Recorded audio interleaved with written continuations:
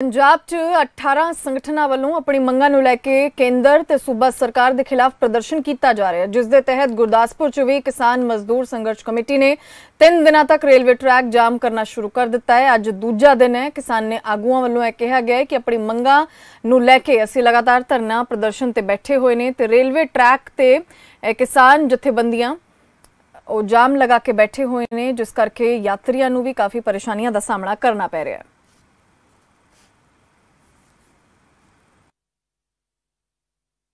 हो गया पर सरकार की बद नीति वेख लो, अजे तक कोई भी इन्होंने गल करने वास्ते सरकार का कोई करिंदा कोई वड्डा आला अफसर जिहड़ा वो सामने नहीं आया।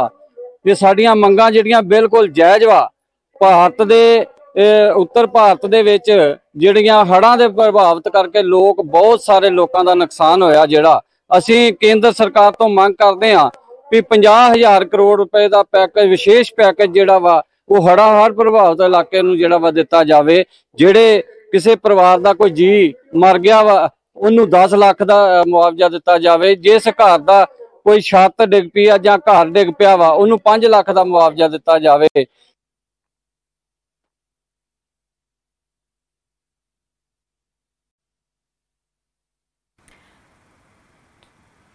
चलिए इसी खबर से साडे नाल साडे संवाददाता भी जुड़ गए हैं, क्योंकि अज दूजा दिन है रेल रोको प्रदर्शन का। किसान जथेबंदियों वालों लगातार प्रदर्शन किया जा रहा है। गुरदासपुर तो जतिंदर कुंडल साडे नाल जुड़ गए हैं, संगरूर तो टोनी शर्मा ते बठिंडा तो विनोद बंसल जुड़ गए हैं। सब तो पहला रुख करांगे गुरदासपुर का। जतिंदर, फिलहाल किस तरीके का माहौल है उत्थे, क्योंकि लगातार किसानों वालों प्रदर्शन किया जा रहा है, डटे हुए ने किसान, रेलवे ट्रैक भी जाम है, यात्रियों को भी परेशानी हो रही है। फिलहाल किस तरीके और कितनी बड़ी संख्या च किसान जथेबंदी उत्थे मौजूद ने? जी परमनीत कौर, मैं दसना चाहूंगा कि लगातार किसानों वालों ऐलान किया गया सी कि 18 जड़ियां जथेबंदियां ने किसान मजदूर संघर्ष कमेटी के बैनर थले इकट्ठियां होकर 3 दिन का रेल रोको अंदोलन जड़ा वा लिखणगियां। सो उसके चलदियां ही गुरदासपुर की गल करिए तो गुरदासपुर के 3 जगह के उत्ते रेल रोको अंदोलन देखने गया। एक सरहदी एरिया डेरा बाबा नानक ते दूसरा गुरदासपुर जिले दे विच लगातार सैकड़ियां की तादाद दे विच किसान जिहड़े ने उत्थे रेलां दे उत्ते बैठे हुए ने, पटरियां दे उत्ते बैठे, नाल दी नाल उहनां दीयां पत्नियां भी किसानां दीयां नाल बैठियां। दिन रात का जिहड़ा अंदोलन है लिखिया गया सी।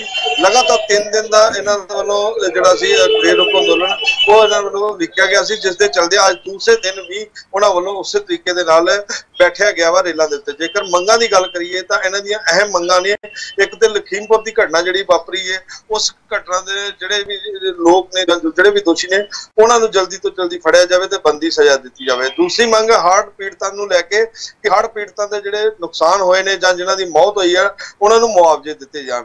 इसे तरीके दे नाल उन्हां दी कई मंगां ने, पर टेबल टॉक जरूर हुंदी है ते पर उस तो बाद फिर भी किते ना किते जिहड़े किसान आगू ने उन्हां दा कहना वा कि जिहड़ियां सरकारां वा जां प्रशासनिक अधिकारी ने वो अपने वादियां ते फिर खरे नहीं उतरदे।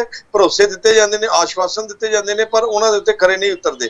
जेकर हुण दी गल करिए, हुण दी स्थिति मौजूदा है वा कि लगातार अज दूसरा दिन है पर अजे तक कोई भी आला अधिकारी सरकार दा नुमाइंदा उन्हां तक नहीं पहुंचिया उन्हां दे दुख दर्द जानने। ठीक है जतिंदर। विनोद, फिलहाल गुरदास बठिंडा की सिचुएशन की है?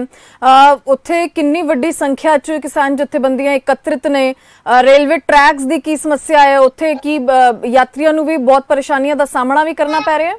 विनोद परनीत, मैं तुम दसना चाहूंगा परनीत जी, बठिंडा से 50 किलोमीटर दूर रामपुरा फूल में ट्रैक पे किसान बैठे हैं। ट्रैक पूरी तरह से जाम किया हुआ है, लेकिन वहां पे जो उनकी 18 जथेबंदियां उन्होंने मिलकर सभी जथेबंदियां के जो नुमाइंदे हैं, उनके घर वाले या परिवार वाले वो दिन रात जो है ट्रैक पे ही बैठे हैं और रेलों की आवाजाही बठिंडा में बिल्कुल बंद है। कोई भी रेलगाड़ी बठिंडा में नहीं आ रही। लेकिन इसके कारण अगर मैं बताऊं तो जो आम यात्री है जिसने 1 महीना पहले टिकट बुक करवा रखा था, उसने अपना प्लान बना रखा था, किसी की शादी थी, किसी ने किसी के और जरूरी कामों में जाना था, वो सारे का सारा उनका जो प्लान था वो फेल हो गया। मुश्किलें बढ़ी है, आम यात्री को, आम लोगों को बहुत मुश्किलें बढ़ी हैं।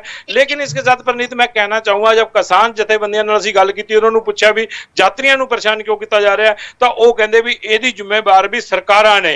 ਜਦੋਂ कि ਅਸੀਂ सरकारां ਨੂੰ पहले ही अल्टीमेट अपना मांग पत्र दे दिया था भी SDM के जरिए या DC के जरिए सेंट्रल सरकार तक पहुंचा दिया था भी हमारे जो मांगे पूरी की जाए, नहीं तो हम 3 दिन के लिए ट्रैक जाम करेंगे।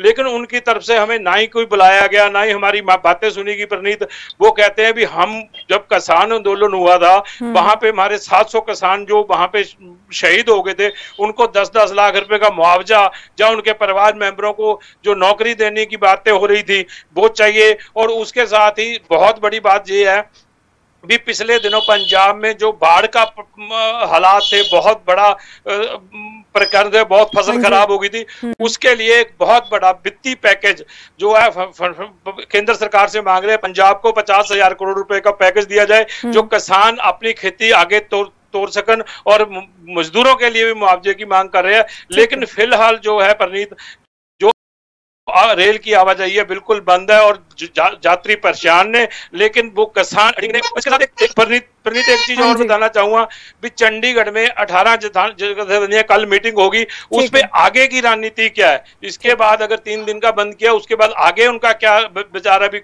सेंटर सरकार को घेरना है, दिल्ली में जाना है, या फिर रेल रोको करेंगे, जहाँ रोड जाम करनी है। ये आगे का प्लान जैसे भी सभी जथेबंदियां मिलकर तय करेंगी, ऐसे आगे का भी प्लान उनको करना है। ठीक है जो विनोद, टोनी शर्मा संगरूर से साडे नाल बने हुए ने। टोनी, फिलहाल संगरूर च की कुछ सिचुएशन इस समय, किहड़ी किसान जथेबंदियां जो ने वो प्रदर्शन ते डटियां हुई ने, और मंगा ते भी जेकर असीं गौर करिए तो किहड़ियां मंगा ने उन्हां दियां जिस करके वो 3 दिनों तक रेल रोको अंदोलन कर रहे ने। जी प्रनीत, गल करिए किसानां ने जिहड़ा रेल रोको अंदोलन शुरू किया है, जे संगरूर की गल करिए, जिला संगरूर की गल करिए तो सनाम दे विच किसान वड्डी गिनती दे विच रेलवे ट्रैक के उपर बैठे ने। भारतीय किसान यूनियन एकता आजाद के प्रधान जसविंदर सिंह लोंगोवाल नाल अज गलबात की गई। उन्हां दा कहना सी कि जिहड़ियां साडीआं मंगां ने, मंगां नूं लैके साडा प्रदर्शन है, चाहे जिहड़े हड़ आए सी उहदे मुआवजे नूं लैके, चाहे MSP नूं लैके। लेकिन उन्हां दा एक कहना सी कि अज दूसरा दिन हो गया, साडे नाल किसी ने वार्तालाप नहीं की, लेकिन अज साडी जिहड़ी मीटिंग हुई है उस दे विच इह फैसला लिया गया कि कल नूं हरियाणे दे विच भी रेलां रोकियां जाणगीआं।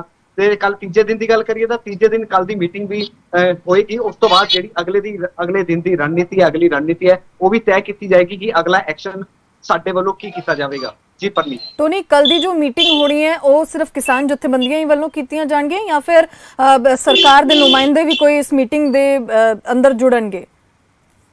जी नहीं, जिवें कि उन्होंने दस्सिया कि हाले तक सरकार का कोई नुमाइंदा साडे कोल नहीं पहुंचा, इस करके जिहड़ी कल दी मीटिंग है वो भी किसानां वल्लों कीती जाएगी, जिहड़ी अज दी मीटिंग है वो भी किसानां वल्लों करके ये फैसला लिया गया कि कल तो हरियाणे दे विच भी गड्डियां जिहड़ियां रेलां ने रोकियां जाणगीआं। ठीक है टोनी, की रूट्स भी डाइवर्ट किए गए हैं क्योंकि रेल रोको आंदोलन है, रेलवे ट्रैक तक किसान जथेबंदियां जुटे हुए ने, किस तरीके के रूट डाइवर्जन का भी कुछ प्लान जो है तैयार किया गया रेल विभाग वालों? फिलहाल ऐसी जानकारी सानू नहीं मिली, लेकिन जे आपां यात्रियों की गल करिए, जे कल की गल करिए तो कल जिहड़े यात्रियों नाल भी गलबात की गई, क्योंकि यात्रियों ने अपनी अपनी जगह ते पहुंचना सी। वो रस्ते दे विच जदों ट्रेन रुकी तो उन्होंने कहा सी असीं बड़े परेशान हो रहे हैं, गड्डी इस थां ते रुकी है जिथे कुछ खाण नूं नहीं मिल रहा, कुछ पीण नूं नहीं मिल रहा, असीं बड़े परेशान हाँ जी। ठीक है जतिंदर, गुरदासपुर च भी कुछ इस तरीके की सिचुएशन है, रेल विभाग वालों कुछ जानकारी दी गई है कि रूट्स नूं डाइवर्ट किया गया जिस करके जो यात्रियों नूं खज्जल खुआर ना होना पे? जी बिल्कुल, जेकर परनीत जी गल करिए गुरदासपुर की, तो गुरदासपुर के विच जरूर जड़ियां जरूरी ट्रेनां सी, जिस तरीके नाल टाटा मोरी होगी ਜਾਂ ਫਿਰ टाटा एक्सप्रैस होगी, ਉਹ ਗੱਡੀਆਂ ਦੇ ਰੂਟ ਜ਼ਰੂਰ ਡਾਇਵਰਟ ਕੀਤੇ ਗਏ ਨੇ ਰੇਲਵੇ ਵਿਭਾਗ ਵੱਲੋਂ, ਤਾਂ ਜੋ ਜਿਹੜੀਆਂ ਮੁਸ਼ਕਲਾਂ ਯਾਤਰੀਆਂ ਨੂੰ ਉਹਨਾਂ ਦਾ ਸਾਹਮਣਾ ਨਾ ਕਰਨਾ ਪਏ। ਪਰ ਦੇਖਣ ਦੇ ਜੇਕਰ ਗਰਾਊਂਡ ਲੈਵਲ ਤੇ ਜਾ ਕੇ ਦੇਖੀਏ ਤਾਂ ਮੁਸ਼ਕਲਾਂ ਜ਼ਰੂਰ ਕਿਤੇ ਨਾ ਕਿਤੇ ਯਾਤਰੀਆਂ ਨੂੰ ਕਰਨੀਆਂ ਪੈ ਰਹੀਆਂ। ਮੁਸ਼ਕਲਾਂ ਦੇ ਕਾਰਨ ਨੇ ਕਿ ਜਿਨ੍ਹਾਂ ਨੇ ਟਿਕਟਾਂ ਪਹਿਲਾਂ ਦੀਆਂ ਆਪਣੀਆਂ ਬੁੱਕ ਕਰਵਾਈਆਂ, ਕਦੇ ਕਿਸੇ ਨੇ ਇੱਕ ਸ਼ਹਿਰ ਤੋਂ ਦੂਸਰੇ ਸ਼ਹਿਰ ਜਾਣਾ, ਕਿਸੇ ਦੇ ਜ਼ਰੂਰੀ ਕੰਮ ਨੇ, ਉਹ ਜ਼ਰੂਰ ਕਿਤੇ ਨਾ ਕਿਤੇ ਉਹਨਾਂ ਨੂੰ ਨੁਕਸਾਨ ਵੀ ਹੋਇਆ ਵਾ। मतलब यात्रियों को खज्जल खुआर होना पै रहा है। तुहाडे तिन्हां दा बहुत बहुत धन्यवाद, तुसीं साडे नाल जुड़े और तमाम जानकारियां तुसीं साझा कीतियां। सो गुरदासपुर बठिंडा संगरूर दी जानकारी असीं तुहानूं दे रहे सी, जिथे लगातार रेल रोको अंदोलन जो है वो चल रहा है, लेकिन यात्रियों नूं भी खज्जल खुआर होना पै रहा है।